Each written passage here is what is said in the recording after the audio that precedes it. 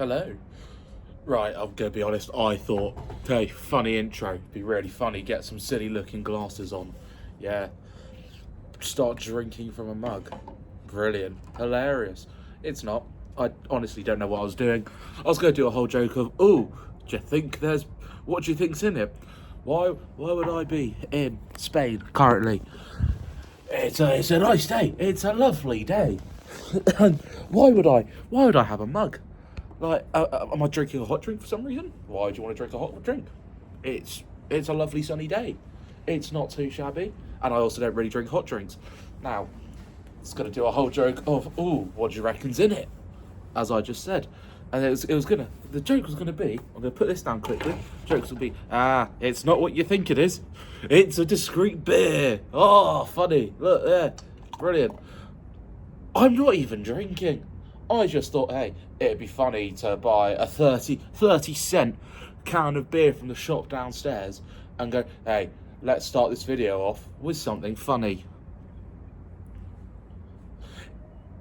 I don't really know what I'm doing here right now. I've sort of like, hey, I'm actually lost for words for once. What did I think I was going to do there, to be honest? Even I don't know, which is mental. But anyway, does it matter? No. So, really long-winded intro. Not even got to the intro yet. That's the best part. Incredible. So anyway, hello everybody, and welcome back to another video. As you obviously know, it's the greatest time of year. It's the best time of year. And this, you know what? We're going to drink a bit of the 30 cent beer because it's the eve. It's the eve of what? It's not Christmas. That happened a couple of months ago. So, what could it be the eve of? Six Nations, baby. It's back. It's back. And I'm giddy. I couldn't be giddier, to be honest. It's going to be good. It's going to be good, isn't it, realistically? We're starting off with the Stormer as well. France Island at the Stade de France tomorrow. Obviously, tomorrow being Thursday. Oh, I can't wait. Absolute belter to kick off the Six Nations with. And you know what? Let's have a little bit of the beer to it then. Shockingly, nice. Really nice.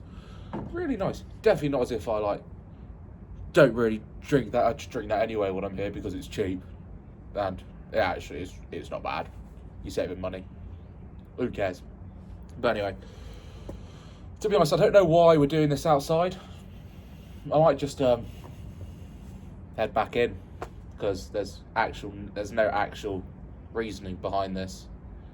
There's no actual reasoning behind any of this. Like, why did I think it'd be funny to put? I've said it so many times already, and we've just started the video, and it's going to be a long one, unfortunately, because this is like a prediction for the Six Nations. And I've actually written a script out for this. Instead of just trying to waffle the whole time, but hey, who knows? It's probably going to end up being a lot of waffle anyway. And the worst way is we'll do that. I'll explain it all in a minute, or when the time comes to it in the video. But I'm just going to be talking about some players that I'm looking forward to watch. Young players coming in for their first Six Nations, possibly. I don't actually know if I'm going to include that. Just depending on how long the video already is. My predictions for the Six Nations, how do I think the table's going to turn out? How do I think? Yeah, obviously, how each nation's going to do. What my opinions on them. So yeah, I suppose I'm going to have to finish the rest of this because I'm not going to chuck it away in the mug. The best part is there's not even that much in it. Look, it's a little tiny drop. And the thing is, I could just stay out here and do it, but could just go inside. So I'll probably do that, you know. Probably just go back in. Yeah. I don't know if that picked up on the video. I accidentally slid up on my phone. So if there's a pause or anything, if it happened, apologies. But yes, I suppose I'm just going to sit out on the balcony for a little bit longer. Enjoy the last of this, and then, well, you're not really going to notice any difference because it's just going to be me just sat inside. It's going to be a cut straight away. But yes, I shall see you guys then when we're back inside and actually at the desk, the setup to go through this predictions with. So yeah. Ugh. No. It just wasn't funny. It just wasn't funny. And now you've wasted like the first 5 minutes of a video. Well done, Harry. Comedy. Because pretending like, oh yeah, I forgot I was recording. God, this is awful.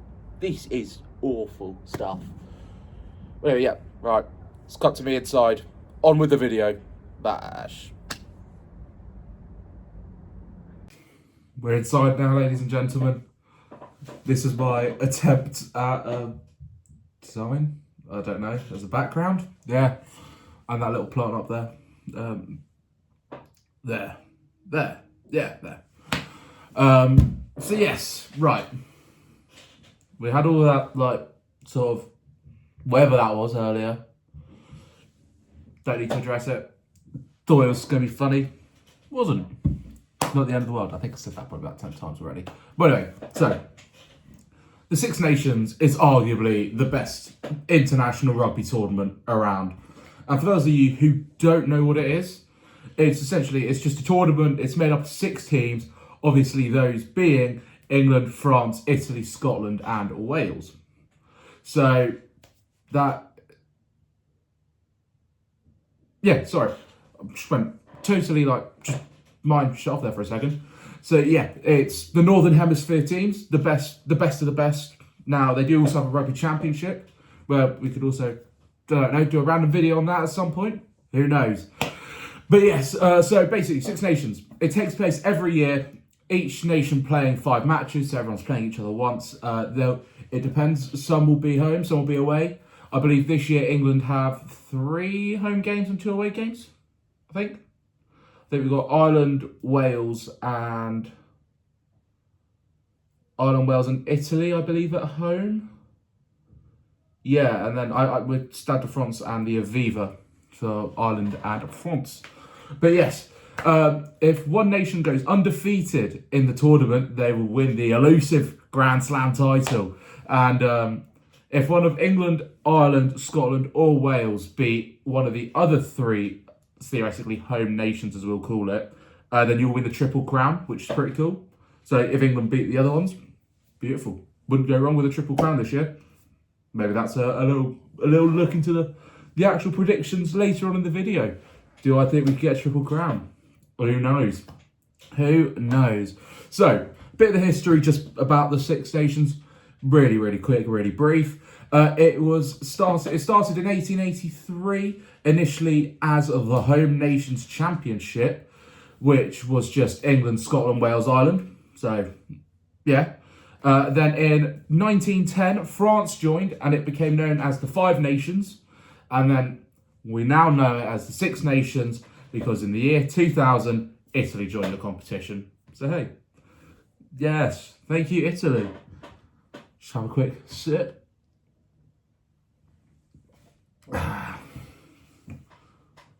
So then, for some of you out there who, I don't know, don't watch rugby, just watching this because you feel bad. I don't feel bad, because you want to support the channel. It's very much appreciated. But before we carry on with the rest of the video, I suppose might as well quickly go over the scoring system and how each team earns points throughout the competition. So a win gets you 4 points, a draw gets you 2, and obviously if you lose, you get nothing. Now, here's the fun part. If you score 4 or more tries in a match, you get awarded a bonus point. And you can also get awarded a bonus point if you lose a match by 7 points. So theoretically, you can lose and still get a point. Interesting. So this means that, yeah, nation is brilliant. Or if you win, subsequently, you get 5 points if you score 4 tries or more. So yeah, I could go, and then I could also go into detail of what happens if 2 teams end up on the same points at the end of the Six Nations. How does the title get decided, or how do positions get decided depending on where they are? But you know what? It's probably highly unlikely, and the likelihood is it probably won't happen. So yeah, it's not really much to need to talk about, I suppose. I know, who knows, might do real like match reviews for England games if you guys like that idea. Comment down below. Why not? Yeah. So now on to the fun stuff. My predictions.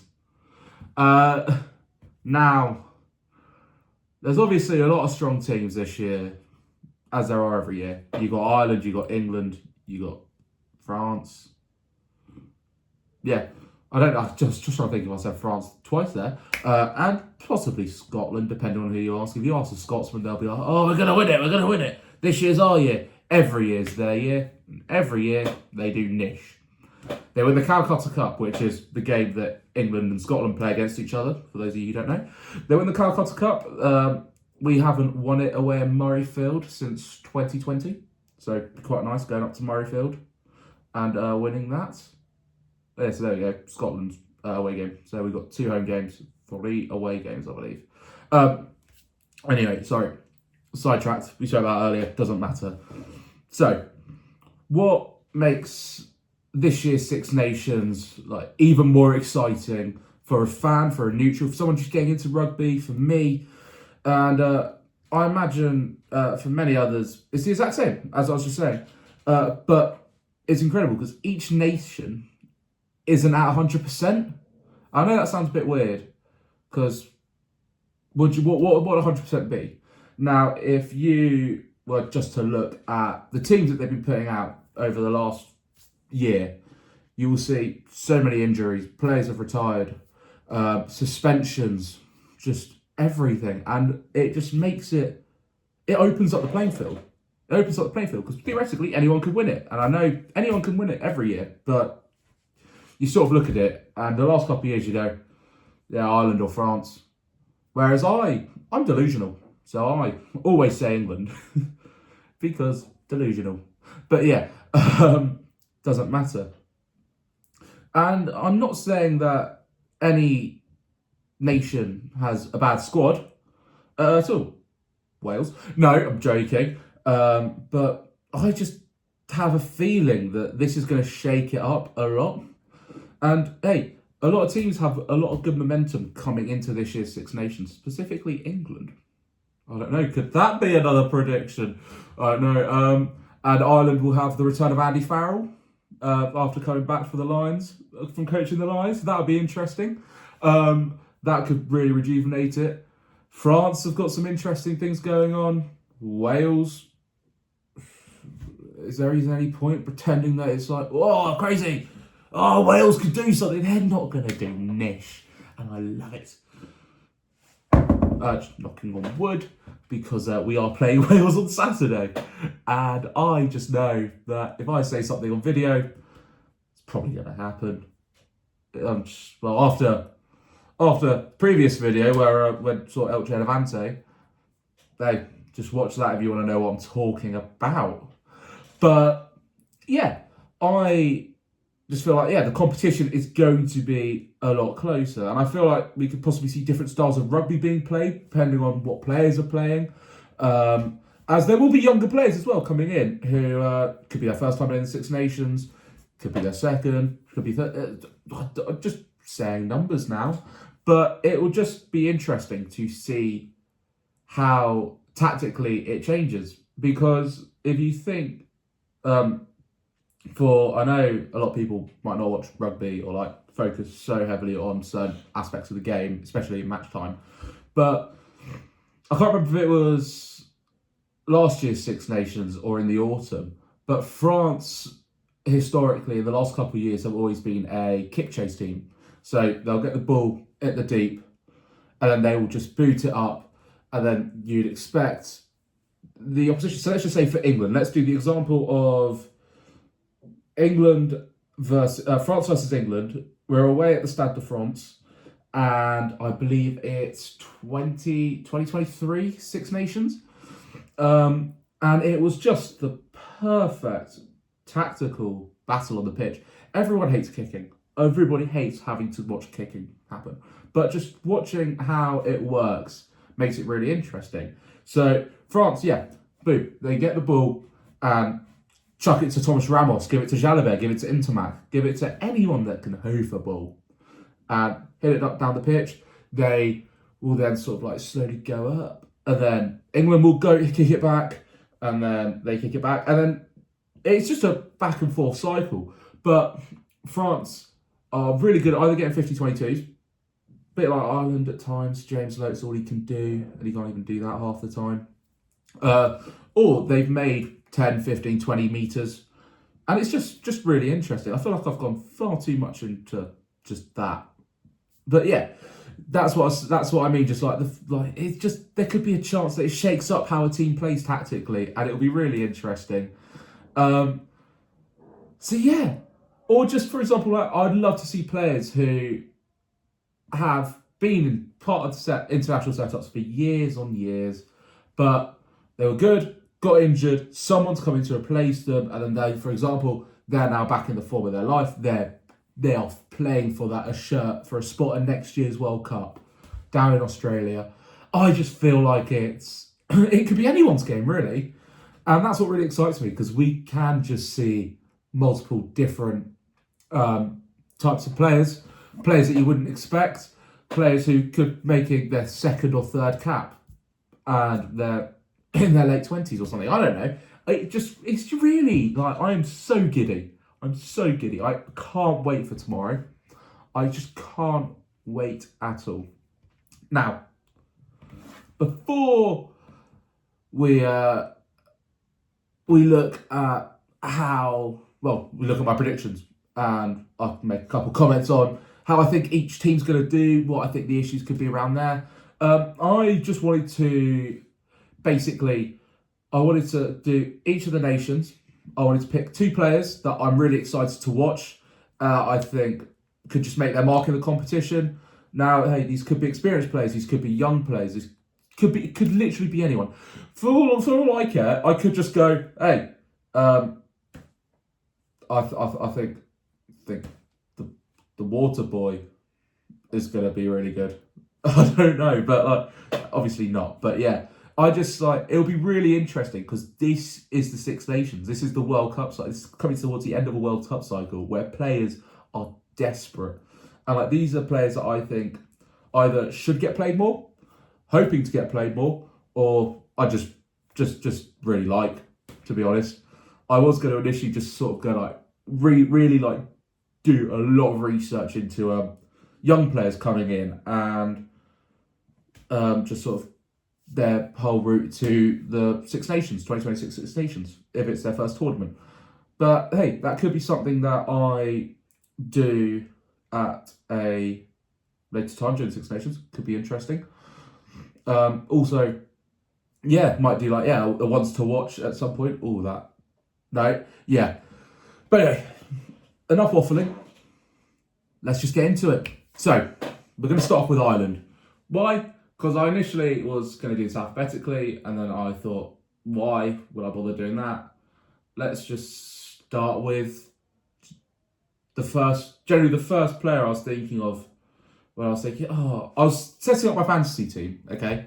And who do I want in here? If it was just a case of as if I was just doing my team, I'd have this man in here. Anyway. The first player, right, I'm going for Ireland, the 1 out of 2, is Jack Crowley. I absolutely love him. He's from Munster, been a big admirer of him for the last couple of years, and hey, big fan of the way he plays when he's given the opportunity to wear that 10 shirt for Ireland. And I'm not the biggest fan of obviously opposition players, but there's just something that I've started watching a lot of Munster in the last couple of years, because moving to Cardiff for university, obviously watching a lot more URC games, and there's just something really interesting in the way that he plays the game. Which I will get onto in a second, so we'll save that for a minute. So he broke into the Ireland squad in 2022, making his debut against Fiji off the bench, and made his first start a week later against Australia. Brilliant. It was a part of the Ireland squad that won the Grand Slam in 2023 and was part of the squad for the 2023 World Cup. Brilliant. Not too shabby, considering he made his debut the year before. This is what I mean. All you got to do. This Six Nations, next year's Six Nations, that is the chance. That is the golden chance for a younger player or an inexperienced player to make themselves known, to try and force a spot for themselves. But yes, In the 2024 Six Nations, he solidified himself as Ireland's starting fly half, playing every minute of the tournament, which is blooming impressive, let me tell you. But unfortunately, last year's Six Nations role somewhat shifted. Yeah, he only made one start in the competition against Italy, and that's because Sam Prendergast was preferred over him. And personally, I think Crowley's better. Prendergast's tackling is shocking. And hey, don't get me wrong, he's a good player. But I just don't see him being able to bring to Ireland what Crowley can. Which I know probably a lot of Irish people disagree with me here. But I feel like they're both two different styles of player. And with an Ireland team, which for me, they are very physical in my eyes, I know it's not important, but you need a 10 that can tackle properly.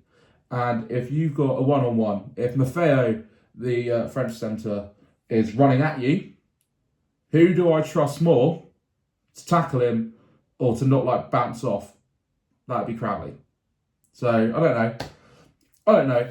But Crowley at international level, I just prefer him. And it's not the end of the world. Because there's just so many different reasons. So, his game management is brilliant. His superb kicking abilities, which, hey, he scored over 100 points for Ireland so far. And his just ability to steer the Irish attack and control territory is also just really impressive. And he's also incredibly composed under pressure, which is exactly what you want at the international level if you want to be the best of the best nation. Yeah, it's not too shabby. Now, the other player, I was thinking I could try and go niche, but who am I actually just excited to see play again? And it's obviously Caelan Doris, really. It's one of the best back rows in the world right now and in Irish history.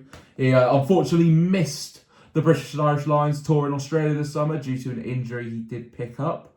But I just fully believe he's going to be back to the level we'll expect from Caelan Doris. And possibly even a bit more. Who knows? He could come back fighting. Now, I'll be the first to put my hands up. Didn't really watch the Irish autumn international matches. I was just mainly England because I was actually doing stuff once, so I couldn't watch every game of rugby like I normally would try to do. But I don't know. I don't actually know how he played particularly. I don't know if he played. I watched a bit of. I watched the games, but I wouldn't be watching them. I'd just sort of tune in for 10 minutes, carry on doing something else, then come back into the room and carry on watching it, if that makes sense. Now, but who knows? Caelan Doris, it's Caelan Doris after all. You don't think he's going to have a bad injury and then be like, oh, he's going to be rubbish. He's Caelan Doris. He's the all-round package for a world-class back rower, from his pool carry to his tackling to his breakdown work to his handling, and most importantly, his leadership abilities, And all those qualities, plus more, is the reason why he's probably the first name on the match day 15 for Andy Farrell every time he's available. So, hey, he's a cracking player, really. He's a cracking player. So, Ireland, complete it, mate. So, onto the team that I just can't seem to ever hate. And I love them. And it's the closest I've ever got to buying an international rugby shirt that isn't English. At this current moment in time. And it's the Italians, it's Italy. Now, look, there's a lot of players I can mention that I want to talk about, but we're keeping it to two. And just want to keep it short and sweet. So, we could talk about the likes of my best mate, Paolo Garbisi. Obviously joking, but there should be a photo here of me and Paolo in Toulon last year. Quite cool. Or we could talk about one of the Cannone brothers, or Italy's captain, Michele Lamaro, or any of the top world-class creme de la creme centres they have at their disposal, because, God, they're swimming in them. They are brilliant. Now, initially, when scripting out this video, I had Eduardo Todaro as one of the players I wanted to talk about in this video, but unfortunately, he picked up a serious knee injury in camp a couple of days ago and has ruled him out of the competition and probably ended his season, which is it's just such a shame, as he's had an incredible breakout year for Northampton Saints, and I was so excited to see if he could bring that form that he's had for Saints this entire year into the Six Nations. But unfortunately, now I have to wait and see him in an Italian. Now I have to wait and see him in an Italian shirt for the men's team. Oh, it's just such a shame. So, I imagine now at this point, if you're still watching, Aaron, who'd you pick then for Italy? Well, as the first one is one of my favourite wingers of all time. I'm not saying best of all time, just for me personally, I love this man. He's a man I miss seeing in the famous quarters week in, week out. The one that got away, as Katy Perry would say. It's Mr. Louis Liner. I really hope I edit the photos in and don't forget, because that's just going to look really weird. Now, little rant, I suppose. Not a rant at all. But if only Eddie Jones had just given him one singular cap, like 15, 16-year-old me wanted. And it's not like he wasn't picked for England. He went on a couple of camps and was even in the extended man, the 36-man squad for the Autumn Internationals in 2021, but never got selected for a matchday squad. He was also in the training camp for the Australian tour in 2022, but yeah, he's just never given a chance to prove himself. So in 2024, he declared for Italy, as his mother's Italian. But hey, that's history. He left the mighty Quins. He gave me a memory I remember forever. The brace in the Prem Cup, in the Prem final to win it over Exeter. But hey, ended up going to Benetton and was immediately part of the Italy squad for the 2024 Six Nations, where he scored his debut against Scotland, which Italy went on to win, by the way, 31-29. Brilliant game, that. I remember that first Six Nations, I had Liner in my fantasy team. Everyone called me crazy. Crazy? No, I'm not going to do that. But everyone called me crazy. And he scored. And everyone was like, you know what? Fair play. Because here in their right mind would pick Louis Liner in a fantasy rugby team, eh? And then he followed it the next week. Yeah? Where Italy played Wales and won 24-21. I was at that game. It was good. And I saw them. I saw the Italian team before the game started. If I can find the video, I'm going to put it here. It's like a 2-second clip. It's not the best video, but I was just going into the city centre from my house in Cardiff in first year. First year. I was just like taking the route into city centre, need to go to Tesco. And I sort of I'm walking past the museum by the student union, and I'm going, swear that's Amaro. And I see Garbisi, and I see Liner. I'm like, oh, it's obviously not. Oh, it's the Italian team. I'm like, oh my god, it's the Italian team. God, that sounded really posh. God. But anyway, that Six Nations 2024, Italy won twice. They won 2 times there, and it's the first time in the Six Nations that they've won 2 games since 2013, which is just really impressive. And I fully believe the Italians are going to be dark horses. I don't know. Find out the prediction later. Oh, gosh.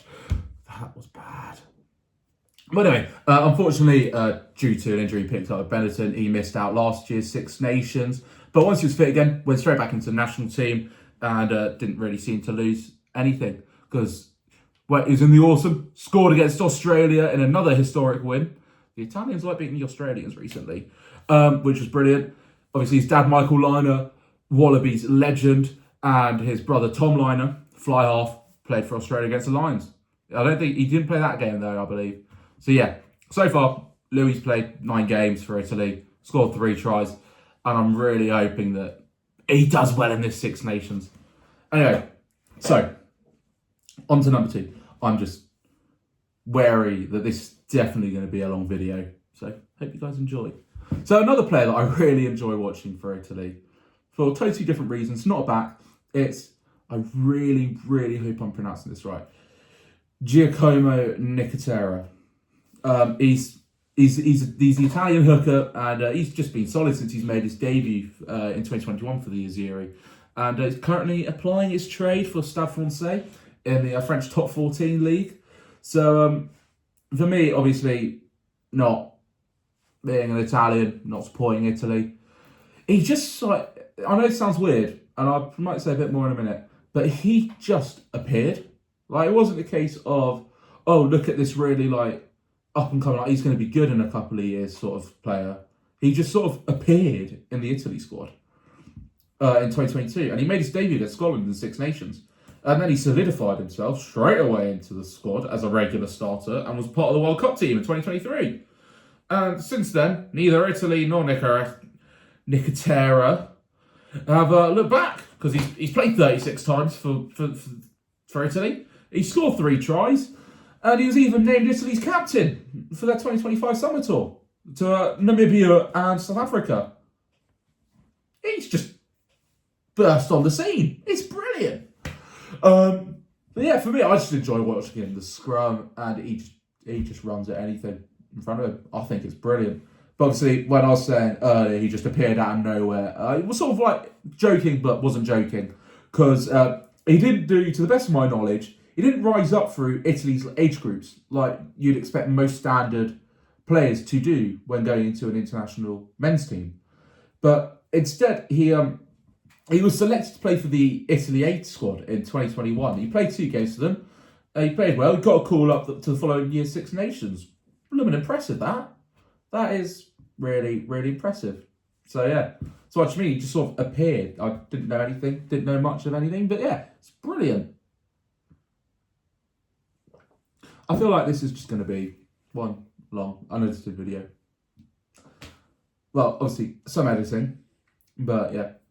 Also, for those wondering, that is not the beer from earlier, from the start of the video. It is generally just water. I can't really show it, but I can. I'll quickly take you off the tripod. It is literally just water. But yeah, I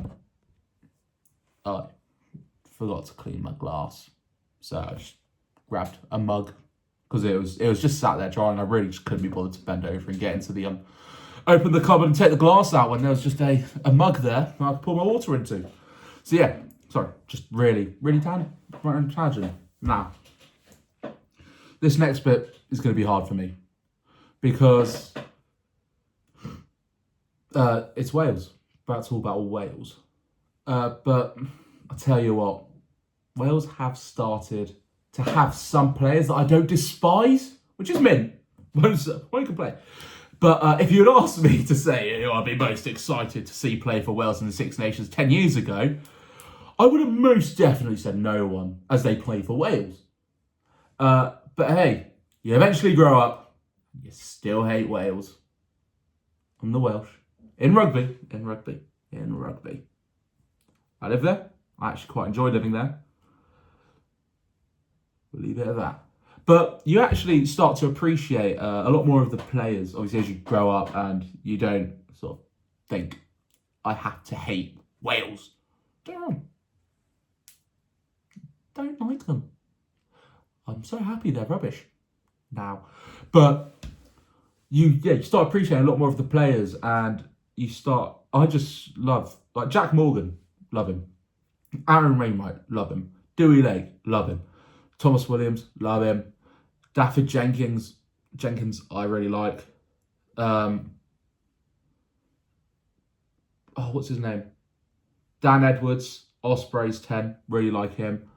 I was about to say a couple of players, but I'm going to talk about them. But anyway, there's actually a lot of like really good young Welsh players that I just like. I just like them. So yeah, leave it at that. But yeah. But hey, who cares? Let's just get into it. Because the first player I'm excited to watch play for Wales is obviously the main man. It's Jev, or as he's actually known, he's called Jarryd Evans. Now, why? Is it obvious? Why are you excited to watch him play, Harry?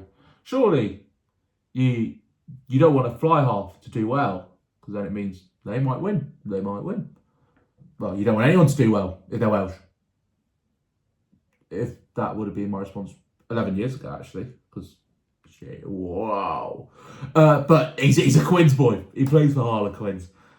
Now, I imagine some of you might think it's a bit of a cop-out and that I only like him because he plays for Harlequins and that I never really particularly followed his international career or cared much for him. Before that moment, and you're totally right, you are totally right, I used to pray on that man's downfall every time I watched him play for Wales.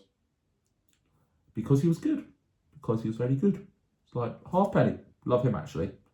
But, you know what? Alan Wynne-Jones. Still don't like him. Still don't like him.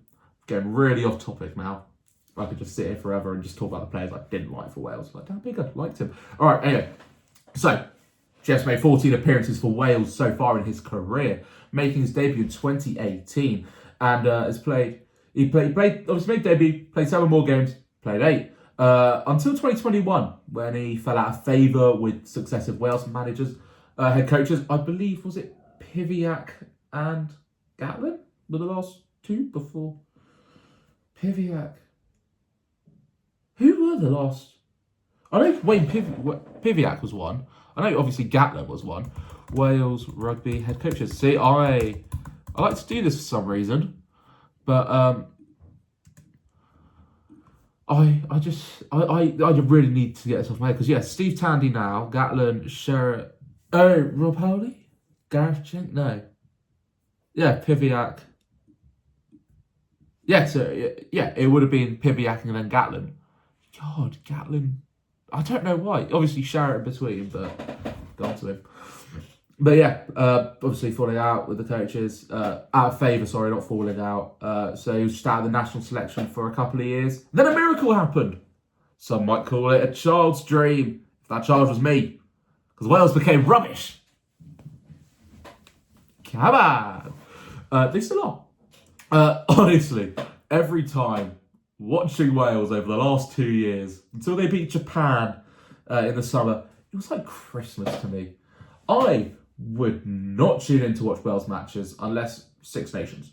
But I found myself just sort of hate watching, and it was always successful. For 18 glorious games, it was successful. Then they won, and then they carried on losing again.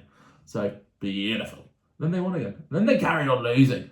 But it was beautiful. Yeah, the 18 match losing streak. Gatlin left during the Six Nations last year, I believe, if my memory serves me right, which led to Wales bringing in this man right here. Cardiff's head coach at the time, Matt Sherritt. He became the interim head coach, saw off the 2025 and 2025 Six Nations and Summer Tour. I believe Tandy came in for the autumn. Obviously, met him. Don't know. I was talking to him. I was going, "Hey, Matt, you know what you need." He went, "What, Harry? What do I need? Why are you talking to me after Cardiff versus Emirates Lions in the URC after the Six Nations?" Like, mate, you need to trust the players.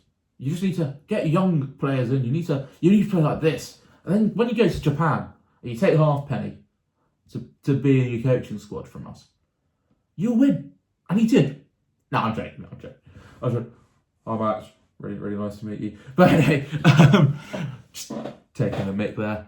But yeah, Matt Sherritt came in and he did what was needed. He recalled Jev. And subsequently, he made a couple of appearances off the bench for Wales in the Six Nations. And he, against Ireland and Scotland, played well when he came on, in my opinion. But bias, roast into glasses. And then he featured in the Autumn Internationals again. He got picked up. But was that Tandy? Yeah. Anyway, back in the squad again in the autumn. I believe it was Steve Tandy in charge then. Yeah, it was. And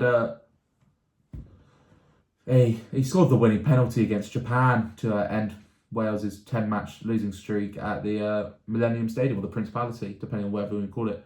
And it was bittersweet for me, because if it was anybody else kicking who wasn't Jev, I would have been hoping they'd miss it. And it led to getting a funny message from my own father. about the situation, which, if I remember, it'll be like, try and put it here. I don't know. Is it funny? You decide in the comments down below. Participation. But yeah, so now Jev's in the squad for the Six Nations. Yes, because Tandy selected him. I just really hope he actually plays a lot more. I really think that he can make a difference from Wales. And hey, he's also versatile. He doesn't just play at 10. He's also played at centre for Quins in the last couple of years. So, hey, even more. Oh no, I've lost the word. Versatility. There we go. Gosh. For Wales, which will be really good for them. Now, done with Jev. We are done with Jev. And I know it's always one player. But I was thinking about it and I was going, I want to talk about this player, but I also want to talk about this player. And who's stopping me? Realistically, who's stopping me? You guys are, because you would have clicked off by now. You don't really care. But, no. So what I've decided to do is, I want to talk about the two wingers that I would love to see start for Wales. So, seeing them playing together at some point in Six Nations, so I feel like that counts as one. And it's Scarlett's Ellis Me, and the new boy is chosen to represent Wales over England, Leicester Tigers man, Gabriel Hammer-Webb. I just really like both the wingers. I watched a lot of Gabriel Hammer-Webb, obviously when he was playing at Cardiff last season, when I was down in person. Here's a photo of us. It's quite cool. Yeah, again, no, does anyone care about the photos? Because, yeah. So yeah, and it was really exciting. I was sort of thinking, when I watched him play, I was like, he'd be quite good at Quins. But the issue is we don't need wingers. So it's just like, what's the point? What's the point? We don't need him. And then, yeah, he joined Tigers for this season that's going on now. And he's just, in my opinion, a really well-rounded winger. I think he'll do really well for Wales. Obviously, probably wasn't going to get in the England squad because we are just so flushed at the minute with wingers. It's incredible. I'm just really intrigued to see how he adapts to international rugby in this year's Six Nations. Now, Ellis Me. He's already earned 4 caps for Wales after being selected for last year's Six Nations, despite at the time only playing a handful of games. I'm pretty sure he went in 1 year from playing in Championship rugby to the Six Nations. It's brilliant, isn't it? That is really blooming impressive. But the 22-year-old winger has a lot of potential to be top tier. And after an impressive Six Nations last year, I'm really excited to see what you can do again in this year's tournament. Okay. So, I realise I've been talking for a while now. And still got 3 more nations to go. So let's just try and keep it short and brief, really. This is probably dragging on for you guys. I don't know. I'm actually quite enjoying it. We don't actually have that long to go. I've tried to make this really short. So, France. Right, let's try and do this speedy. France, reigning champions. Who am I watching out for? Good question. First up, Mathieu Jalibert. French fly half. He's one of France's most naturally gifted fly halves of the modern era, in my opinion. He was playing as a teenager, just regular member of the Le Bleu. Won a matchday squads throughout multiple Six Nations and World Cup cycles. He's won Grand Slams, he's won Six Nations. They've never won a World Cup. Come on! But yeah, he's got attacking flair, he's got sharp passing, and running threats that often change the game. I know. He's a fierce competitor at 10. I know.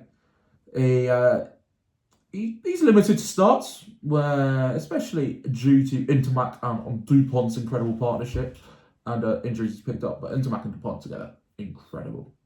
Incredible. I was going to make a happy hour reference there, but I don't think it would have landed. Because there was a bit where Stevie White's telling a story to the podcast, and he's like, they went to a film premiere, I think it was People Just Do Nothing film, and he met Rio Ferdinand, and apparently the only thing he said to him was, "You and Vidic, wow." So I was going to do it. Intermac and Dupont, wow. But I've just explained it for no reason. Nobody cares. But yes, incredible partnership and also 2 centuries. Now at club level, Jalibert has been brilliant with Union Bordeaux Bigaz. Beges? Can't pronounce it. I think I pronounced it well. It's been the heartbeat of their team. He's one of France's best teams. He racks up huge points, steers the attacks well with a mix of creativity and tactical kicking. Delivers standout performances in domestic and European competitions. Mate, they won the Champions Cup last season at the Principality against Saints. Any more I need to say? Oh, I could have talked about Lukaku. Nah, De Pontefract, he's not going to play that much. He's been good though. Now, the other player I want to talk through from France is, I've spoken really quickly there. I really hope you guys understand it. But I do just take this slow because it's such a hard name to pronounce in my head. So yeah, the other player I'm really excited to watch in the French team is Théo Atisogolbe. Atisogolbe? Yeah. You know what? We're taking it. He's a young winger. Gautier picked... I didn't say he picked him over Penaud, but I just can't believe Damien Penaud's not in it. And he is going to be starting on that 14 shirt where you'd not usually see Penaud. So maybe he's preferred him. Who knows? Maybe Penaud could come back for the World Cup and he's just trying to get experience to younger players, trying to get them, like, understand the tactics and everything. I don't blame him. I don't know, maybe that might play into it. But maybe he's just fed up with Penaud he could have scored so many more tries in the last couple of years, but he just loves to, like, run about, mess around, try and get try assists instead of tries. He's a nutter. So anyway, I'm just going to say Théo. He is part of the World Rugby Under-20 Championship winning side for the French in 2023 and then obviously moved up to the senior team in 2024. So multiple caps. He scored many a try, including in 2025 Six Nations, obviously last year. Incredible. His finishing ability is brilliant no matter where he plays. If he's on the wing, if he's at fullback, he's solid. Since then, he's been touring with them, and he's been starting on those tours. Although he has faced some setbacks, he did have a serious knee injury at the end of 2025, which has sidelined him for a couple of months. But he's back. He wasn't in the autumn, but he's back now. He's starting against Ireland tomorrow. I don't know who I want to win. Probably Ireland. Oh, probably Ireland. Yeah. So, but he's back now and he's going to be a menace. Now, right. Just on to Scotland. There's quite a few players I can't wait to watch again at international level for them. Could have said some more. Could have probably done it, but hey, who cares? Now, the main man I'm excited to watch tear up another Six Nations is Hugh Jones. And he's who I always think of when someone says the expression, don't fall in love with a lone player. Because that's exactly what I did. Yeah. When he came to Harlequins for a season, he was just incredible. He was so good, man. So good. He played on the wing, he played at 15, he played at centre. He was just everywhere for us. And, hey, there's probably tweets I've posted on Twitter or X or whatever you want to call it, where I've said something like, oh, come home, Hugh. Why am I acting as if I haven't? There are definitely tweets. And if I can find it, it's going to be, I'll just put a screenshot here. Because I genuinely, I love that man as a player. I really want him back at Quins. But hey, will be. I don't think he will. I don't think he'll ever play for Quins again. But he earned his first Scotland cap in 2016. He's been around for a while. It's 10 years. 10 years since he made his debut. And quickly made a name for himself with just a lot of try-scoring performances. He got a brace against Australia and key tries in the Six Nations at the time that helped Scotland win big games at the start of his international career. He did this after establishing himself in Super Rugby's with the Western Province and the Stormers. And then he signed for Glasgow Warriors in 2017. He became a central part of their midfield. He helped them win the URC in 2024. Incredibly impressive. And he even earned individual honours such as World Rugby's Dream Team of the Year as part of it because of how good he was for Glasgow Warriors and Scotland. And obviously his time at Quins is what I believe to be what established him in that Scotland as a Scotland starter. He was so good. And mate, he's even so good. He went on tour with the Lions in the summer. He started all 3 test matches. He was a beast. Hua Pilotu, incredible centre pairing. Could have spoke about Sion Tuipulotu as well in this. So, you know what? Hugh. But that is, now that Tuipulotu is fit again, I can't wait to watch them, like, tear up the Six Nations. or will they? It's Scotland. But yeah, now he's joining Toulon next season in the top 14. Great payday for him. Lovely place. Went there last year to watch Quins lose. It was brilliant. Right? Oh, you're flying to France to watch Quins lose. That must be a bit disappointing. Oh, I loved it. Incredible match day experience. Incredible place. Who knows? Could even go back. Ooh. Who knows? Now, just before we get on the last onto the last Scottish pledge, let me take a sip of my water. Oh, good water. So, the other player I'm really excited to watch play for Scotland is Tom Jordan. He's actually a Kiwi, so doesn't even count. I'm just going to go, actually, Like, this is the one thing I don't like about rugby in this day and age. I'm now squatting. Brilliant. It's just the fact that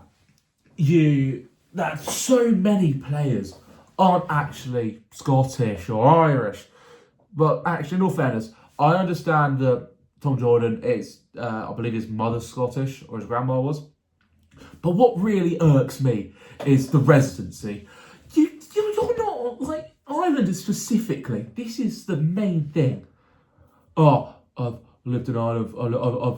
Ireland paid me to come play for Leinster. And I've lived here for 5 years, so I'm now Irish. Oh, just go away. But anyway, Tom Jordan.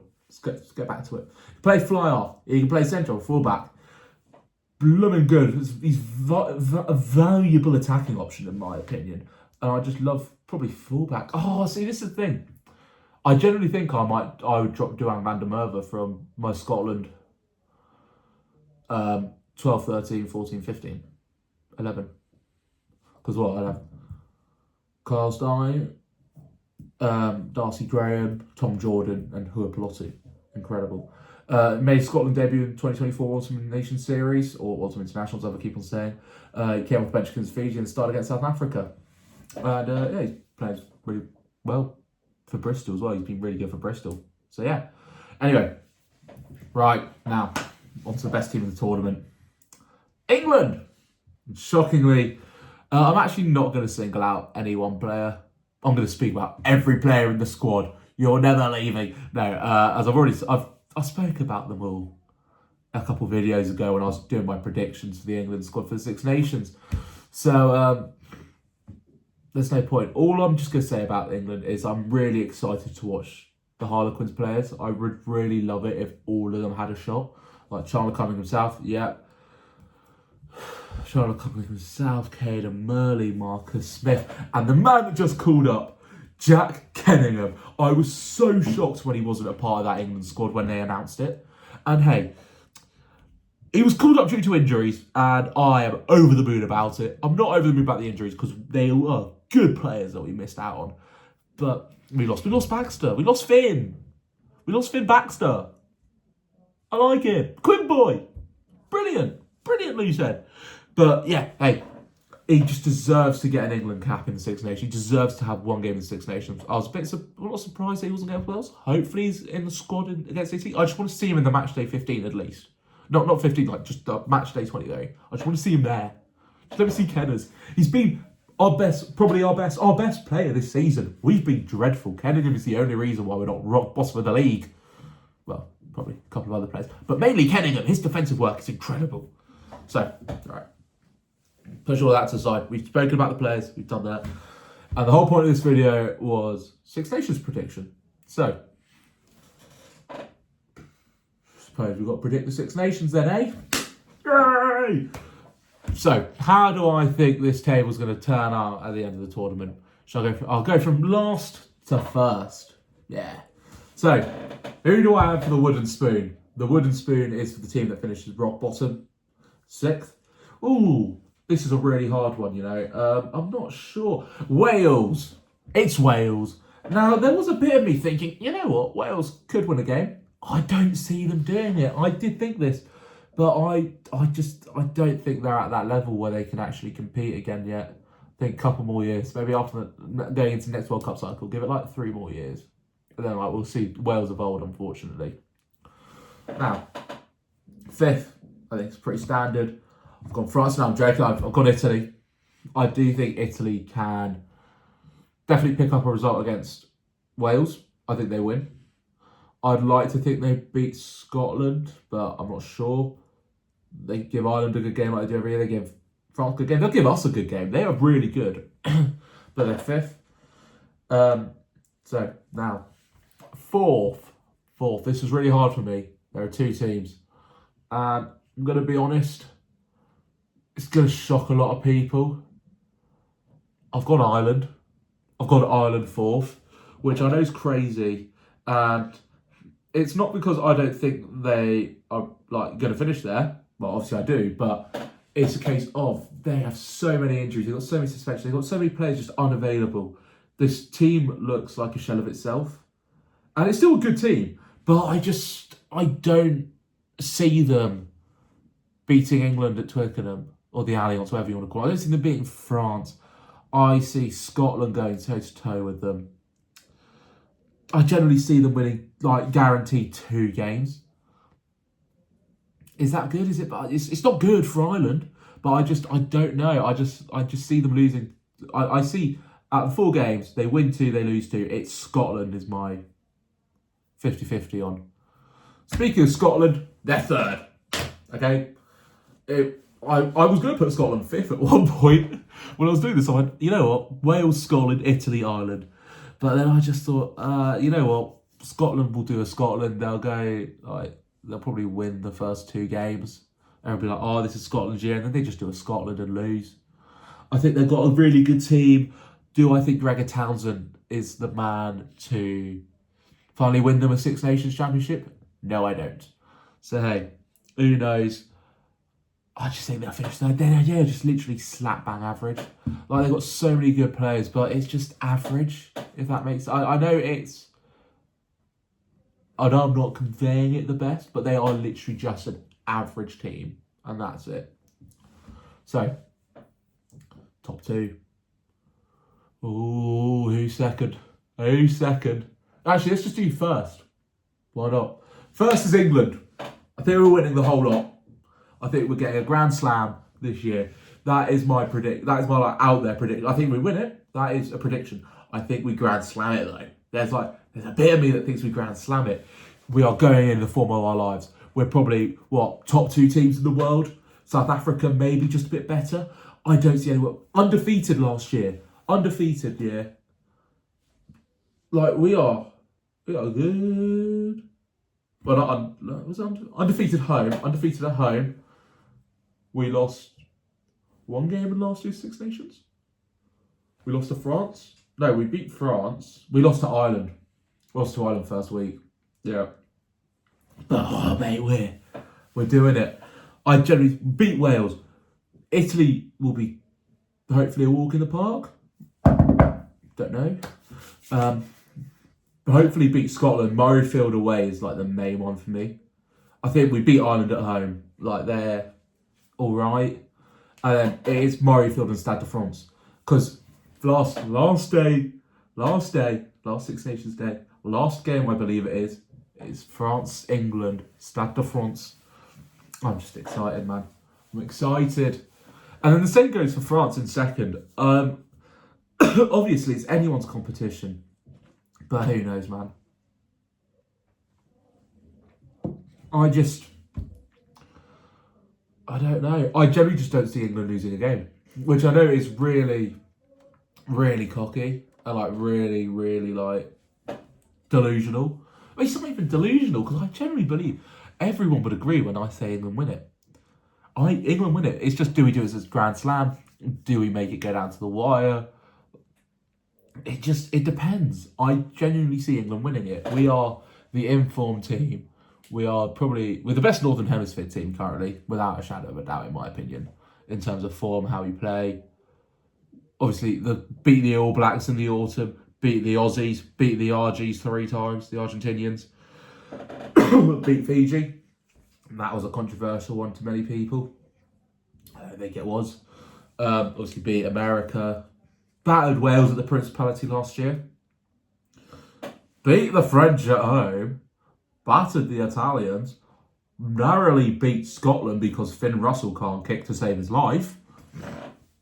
Hey, who says that won't happen again this year? Me, because obviously reverse fixtures, so we can't battle Wales at home this year. Well, we can battle them at home, we can't battle them away. So yeah, no, right. I've taken up a lot of your guys' time today, and if you have got to this point in the video, thank you so much for watching. I know it's been a lot of waffle. I've tried to keep to my script as best as I can, but hey, there's always going to be little things. This has felt like a sort of podcast YouTube video in a sense, because it was initially, I had this plan to be like maybe a 20-30 minute video. It's been an hour, and as much as I should edit this down and like cut it up, I sort of just love the idea that it's just raw for this one, because it is just opinions and it's just really, really enjoyable to talk about it. So yeah, thank you guys so much for watching today's video. Obviously, Six Nations starts tomorrow. Can't wait. It's going to be great. I might try and cover all the England games, like little 10-minute, 15-minute video a couple of days after, going like, how did, like, just match reaction, I suppose. But yes, if you enjoyed the video, please leave a like, comment, and subscribe, really. That's all I ask. Yeah, and who knows? Some more videos as well coming soon. So this isn't going to be the only one, possibly this week. Ooh, exciting. But yes, thank you all for watching, and goodbye.